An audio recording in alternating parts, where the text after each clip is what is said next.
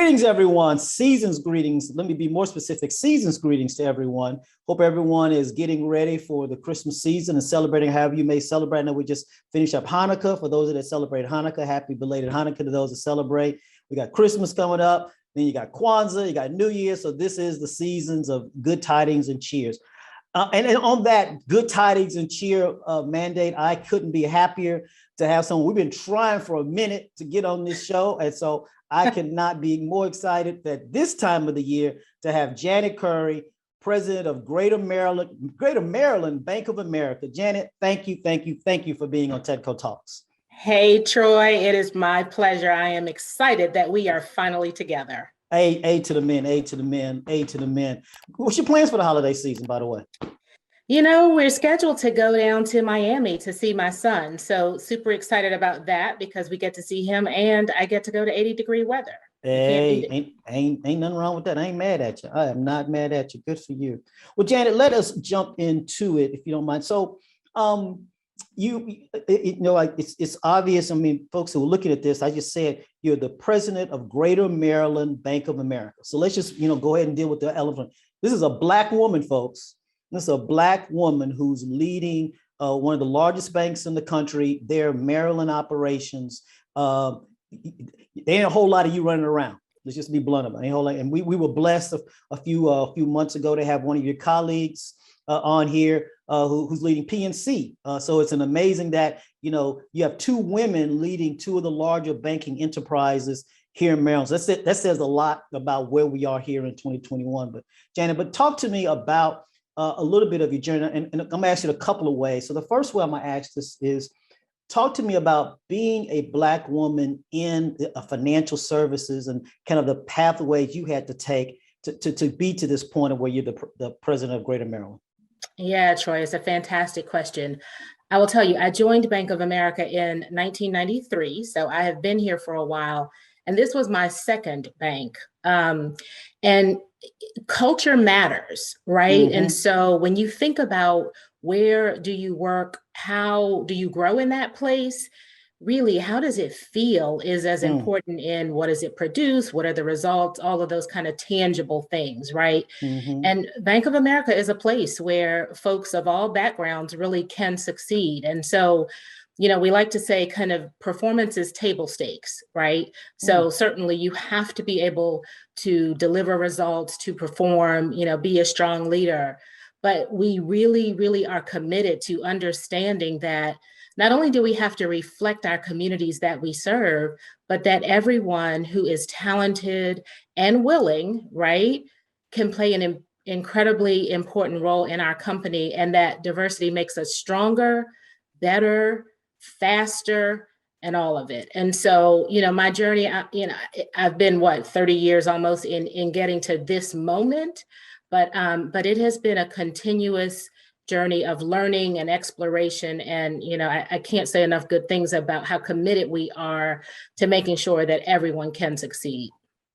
You said a lot of really interesting words there. I want to, this last one you just said really does intrigue me, exploration, because to me, the word exploration obviously entails a journey.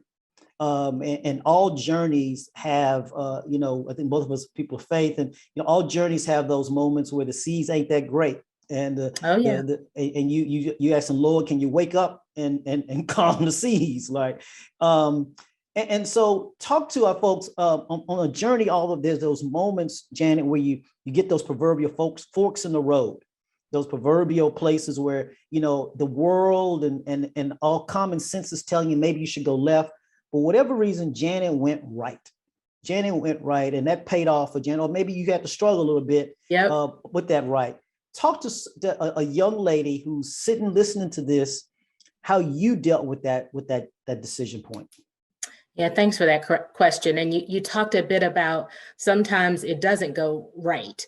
And I can remember I really had a great national role at the company.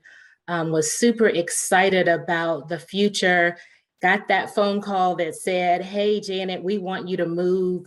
And Troy, I have to tell you, I was like, me, I am the only person in the entire company that can go do this job. And it was a roll down in Florida, actually. And so I'm like, oh, Florida is cool. So, went down to explore and came home and sat down with my family. And at the time, my husband and I had, our children were young. And so he worked full time and all of those things as well. And, when I really looked into it, it was not the right decision for my Mm, family. mm, And I do feel like, then I felt the trajectory of my career slow. But now, one might say, oh, weren't you disappointed? In the moment, absolutely. But being able to reflect back on the journey is so important because I know in that moment, at that time, we shouldn't have moved, right? mhm, And quite mhm. frankly, it gave me so much more opportunity to spend time with my young children, to be able to come home and have dinner with them and go to the soccer games and go to the football games, et cetera. And so everything happens the way it's supposed to. You can't always understand it in that moment. But, as long as you stay faithful and committed to the fact that what you can do, ultimately it does work out. And it did for me. So no regrets. Yeah, and well, a lot there. And so I think folks really need to hear that, Janet, because so many times we all have made choices and we tend to regret. And I tend to have this thing I like to say is that, like you just said, I try to say I woulda, coulda, shoulda, but I don't like saying those words because however I played it out is how the good Lord meant for it to play out. That's right. But so many of us get into regret. And then that regret becomes paralyzing. And then that paralyzing becomes fear. And then nothing happens. And you start to go into a downward spiral. But you didn't. You decided, I'm going to take this opportunity where I can spend time with my family. You made that decision purposefully. And I bet That's you right. people at Bank of America saw that purposefulness in you. And that helped with part of your career trajectory. That's right, Troy. And I think the other thing that is really important to understand as well is now my children are grown, right? And so when this opportunity came around, I knew this was the right time for me. And so some of it is stepping forward and saying, I'm ready, I'm here, I can do this. And now it's up to you all to take that chance on me. And so, it's both sides, right? Everybody's got to play. The company's got to play, but the individual's got to play as well. Gotcha. I'm gonna stay on this kind of looking back and take you back to your Spelman days. All So right. for folks that don't know, this is a Spelman young lady. This is a Spelman girl right here. We're talking to right here, and talk to that Spelman Janet, if you could talk to that Spelman Janet, and what would be two, maybe three things you tell that Spelman Janet, that you, if you could have told her, you would tell her that. Yeah, Troy, I have to tell you, Spelman is an incredibly special place. I won't belabor that point, but my Spelman sisters out there know what I mean, and I would be remiss, and they would kill me if I didn't stress that we are Spelman women. So that is how we like to be referred to.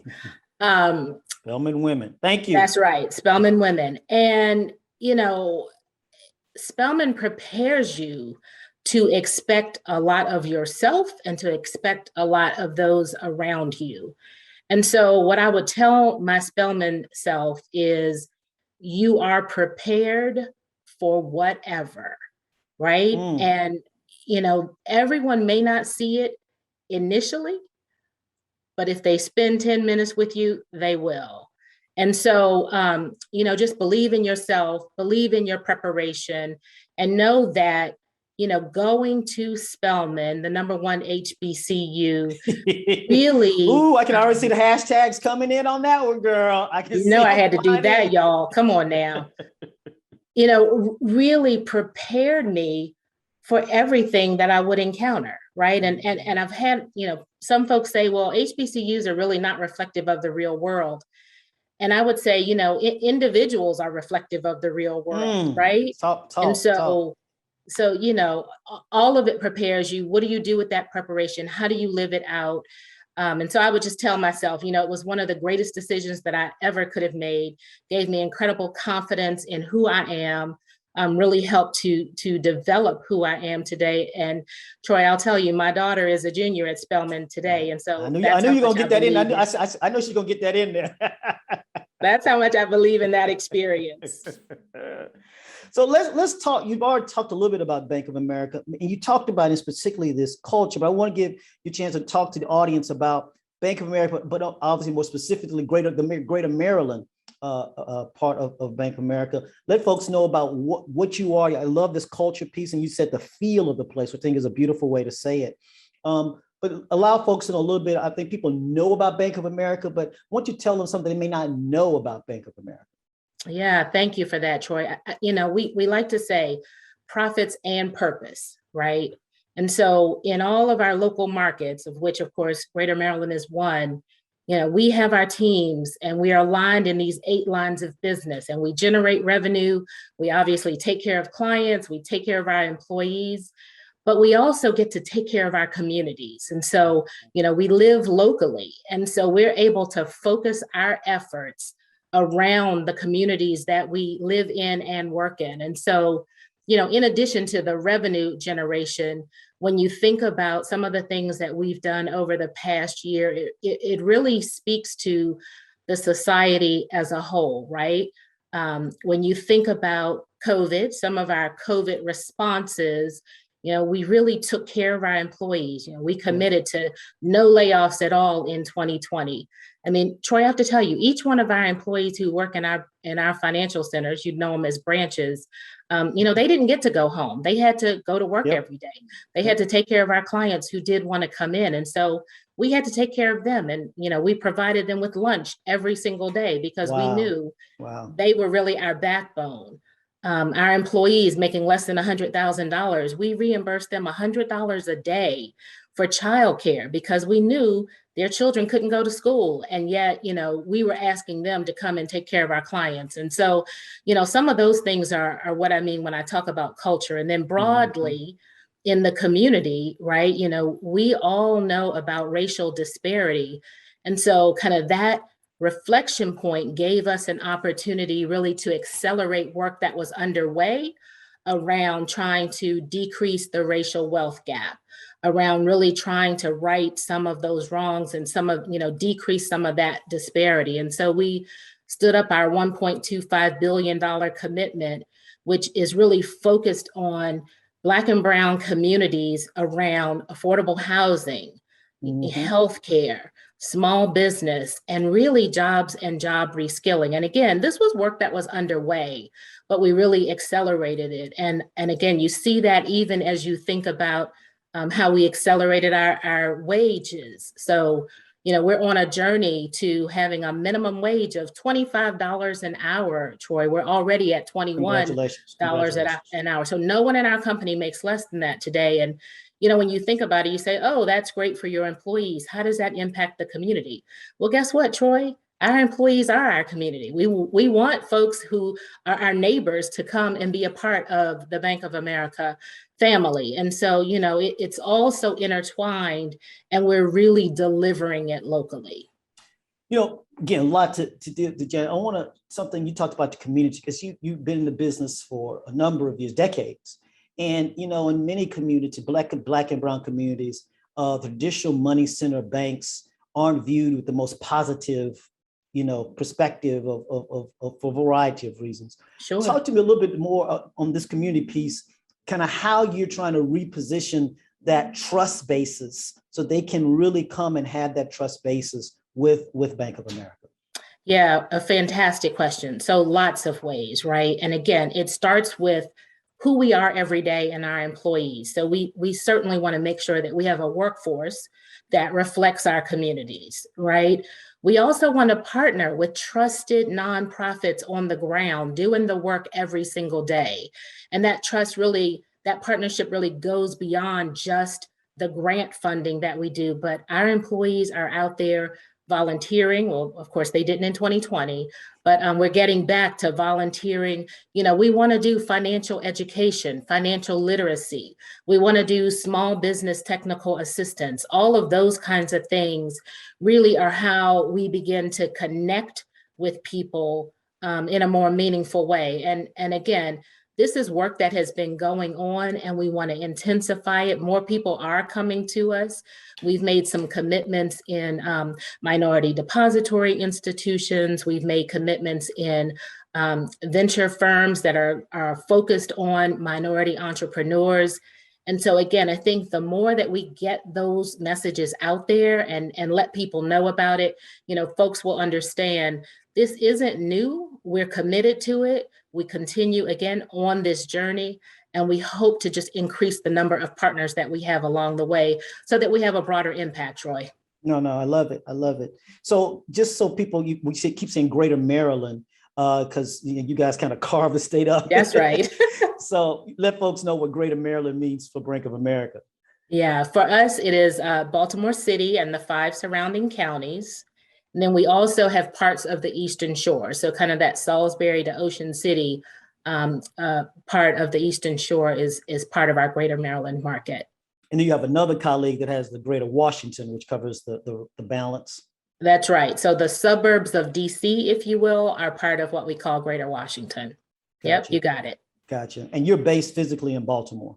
I am based in Baltimore.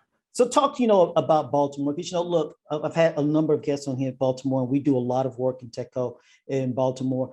A lot of people looking at this maybe have never visited Baltimore, and they have a perspective of Baltimore that's driven more by media and TV shows versus what's really happening.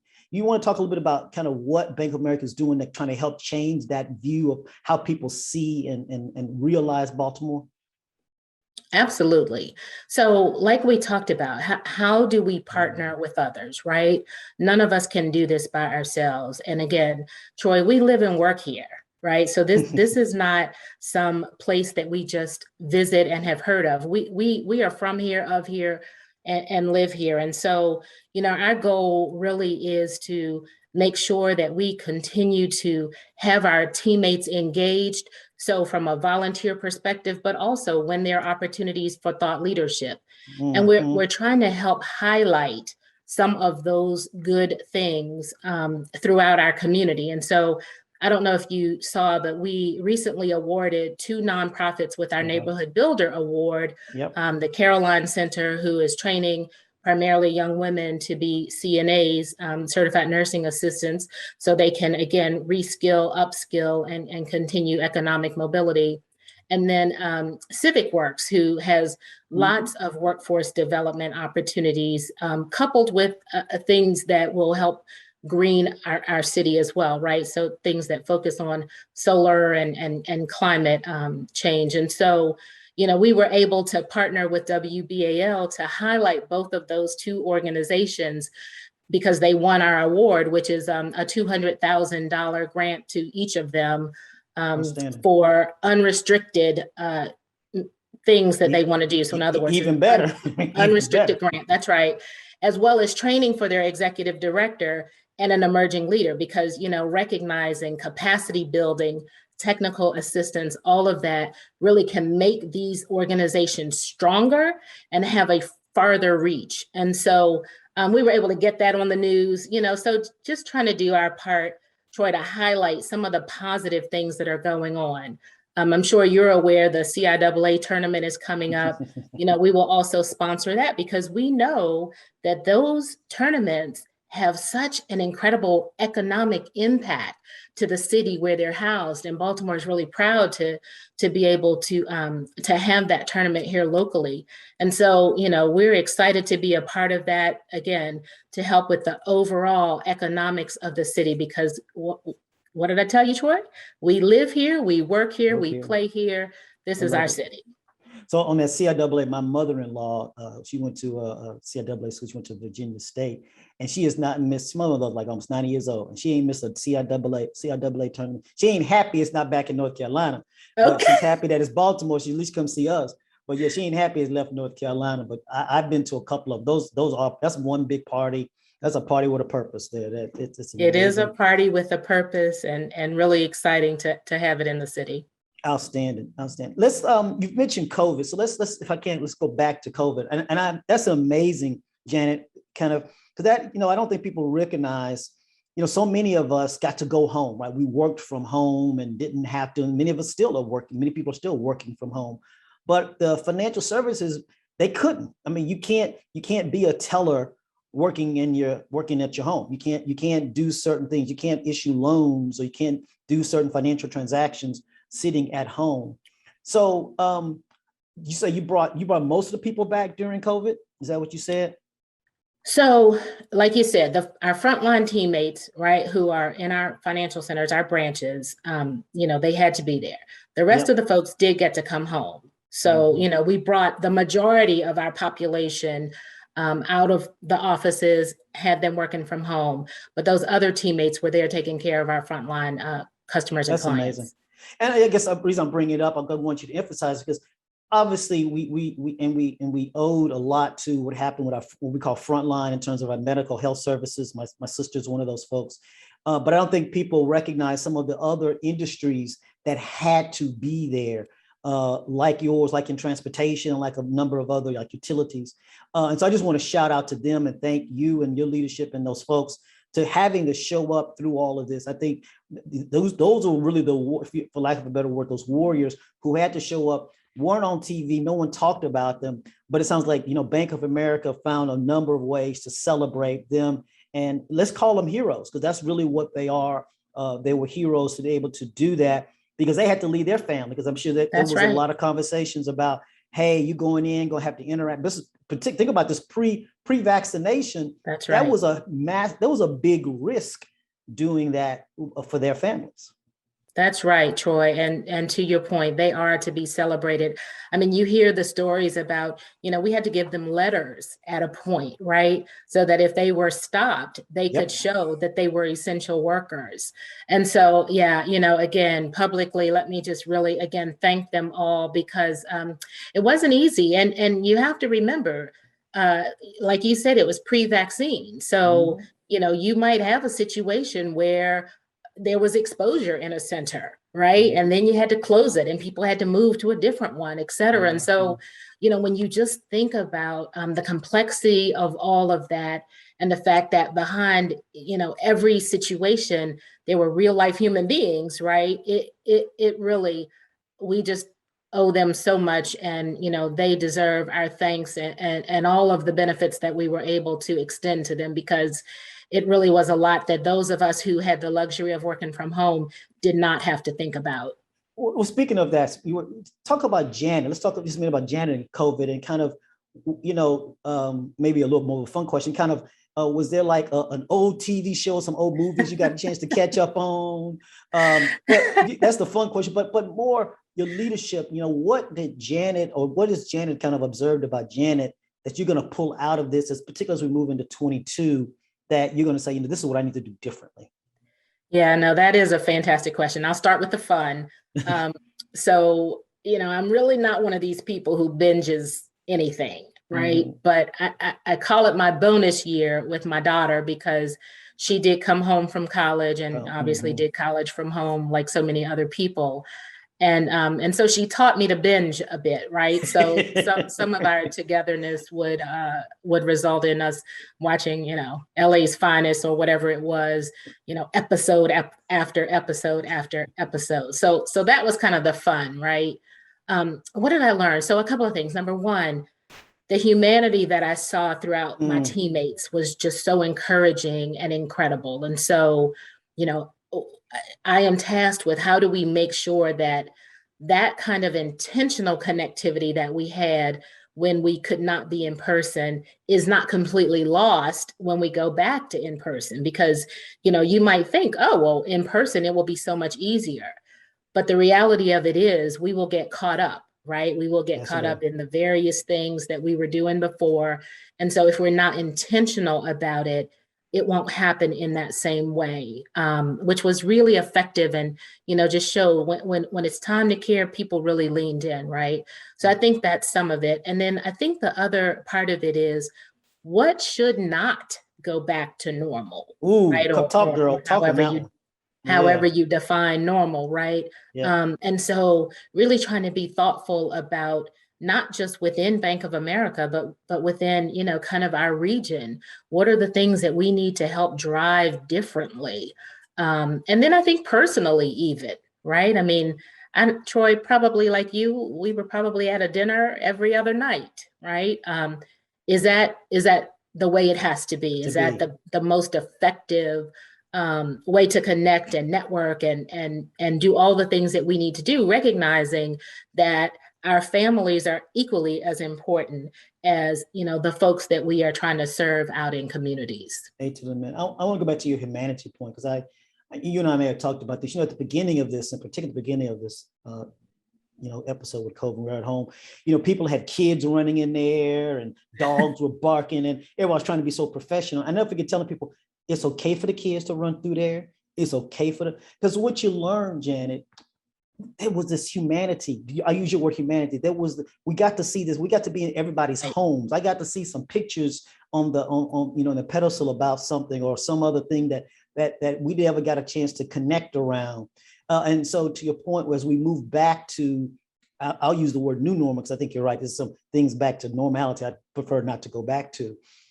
I hope we remember that human side of us. I was on a call with some folks from Baltimore, and one of the guys had a newborn on his shoulder, and he was excusing himself. I said, man, don't excuse yourself. You hold that baby, and we can talk. As long as they quiet, we good. You and I good. Right. We can have this conversation. Right. Having that, learning that about one another, to me was one of the most blessings that we got out of these last coming up on 2 years now. No, I totally agree with you. And even when you think about a business perspective, right? Clients want to do business differently. Like, I can't even tell you the numbers of Zoom or WebEx for the bank, calls that our client managers had with clients. And so, really the most connectivity that we've probably ever had overall when you really measure it, right? Because you didn't have to get in the car and drive an hour and, waste that time. You could literally connect more frequently. So again, I think that we really have to think about what is the good, or what are the good things that can come out of this, and how do we make sure that we hold on to those? I love that. I think I've said this on the show before. I go back to the 9/11, right? At the 9/11, our behaviors had to change around airplane security and building security, and we learned new language like TSA and take your shoes off. But as you know, you and I both traveled. You had to travel with that little 3-ounce, still do this 3-ounce bottle, right? Right. And that in a way was an innovation. I guess my point is, it's that we're going to have new behaviors coming out of this. And so what's the 3-ounce bottle analogy, Janet, that various industries are going to have in order to reinforce those new behaviors that we all are going to want to have? And just like we were vigilant about after 9/11, there's a new level of vigilance I think we're going to have about public health that we did not have before now. Right. And so the 3-ounce bottle analogy is what's going to be those innovations from a service, from a product, from a technology that's going to help reinforce that vigilance for us coming out of this into 22.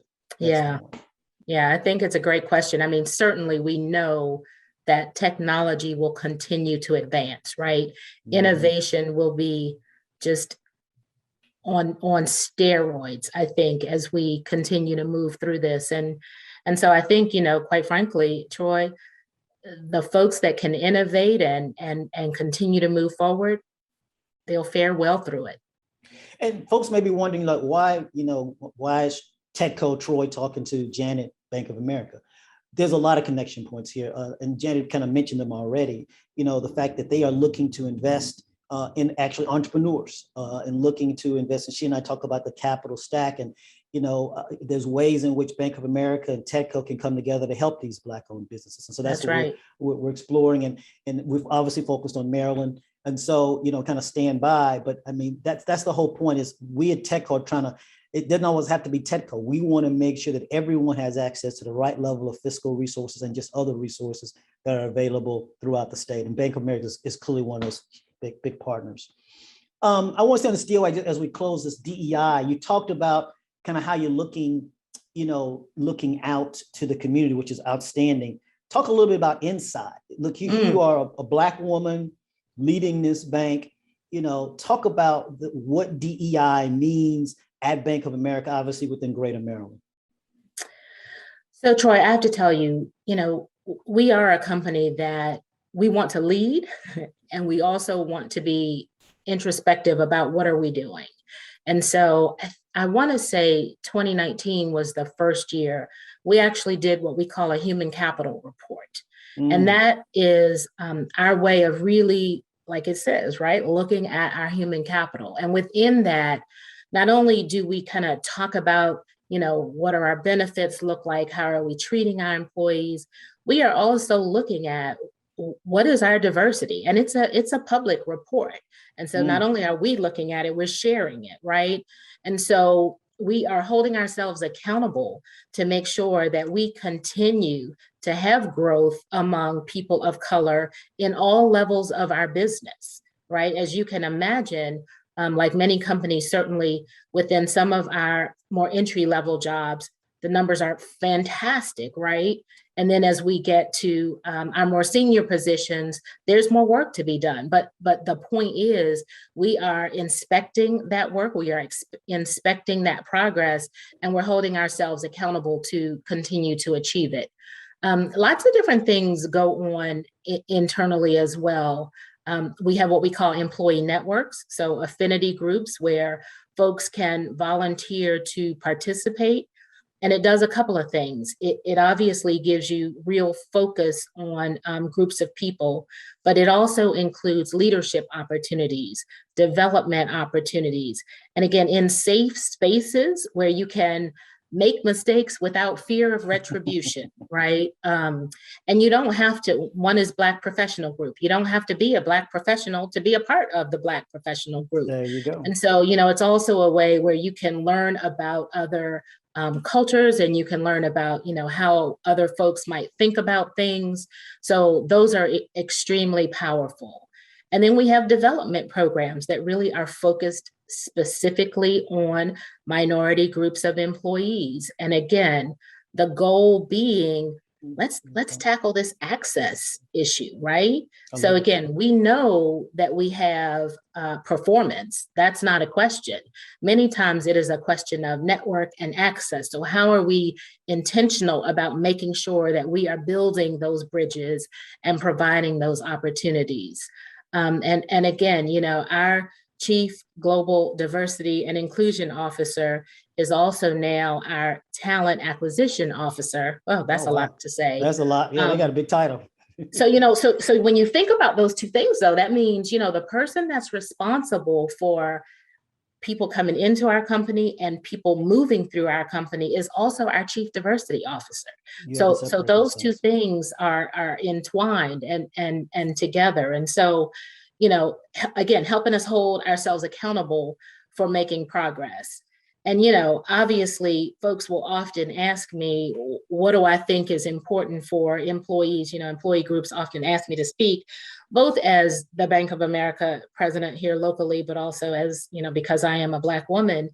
And, the other thing that I remind people is raise your hand, take the risk. You have got to, that little voice in your head is telling you, no, be safe. You have to override that voice and say, you know what, if I don't tell them that I want to do this, if I don't tell them that I'm ready, how will they know? And, not that you need me to tell Bank, but, the fact that you made that report public, that there is a courage, there's an institutional courage that's there. And so I applaud Bank of America and the leadership for that, because they could have easily kept that as a board document and easily could have kept that. There's no SEC requirement that they, to put that out there. So that alone shows that there is a commitment to change, and it's a journey. And then the other thing you said about, you said two things, but they were linked: raising your hand, but having a culture, back to your culture, of that mistakes aren't failures. I think people put mistakes and failure in the same sentence, and they're not. They're just a mistake. And, and so the question is, can you pick yourself up and carry yourself on? But having a Janet around and others, I know there's other Janets there in Bank of America, so they can help when that Black woman or that Black man does stumble and say, okay, did you learn? Would you learn? Are you humble? Right. All right, let's dust your little butt off and let's That's right, Troy. That's right. That's right. And being willing to have that honest conversation, right? Giving that honest feedback, because it's so valuable. And sometimes we don't want to hear it, right? Right. In the moment, you might not want to hear it, but later on we can reflect and say that was helpful. Again, a little time, but talk about, you too many times people talk about this notion of people working. You clearly had a number of mentors, I'm sure, that kind of helped you along the way. One of the things I do want to do real quick is that, we always had kind of those other blacks, but the whites who helped you, the white men in particular, who kind of helped, because particularly in that industry, there's not enough black women to push. So those white men and being able to build the bond and the trust bond so they could do that. Can you talk real quickly on that and how you were able to do that? Yeah, so that is a great question. And as I think about it, the mentors that most resembled me were organic relationships, right? I probably sought them out, or I was in some kind of environment that made us naturally together. The mentors that did not look like me were generally assigned.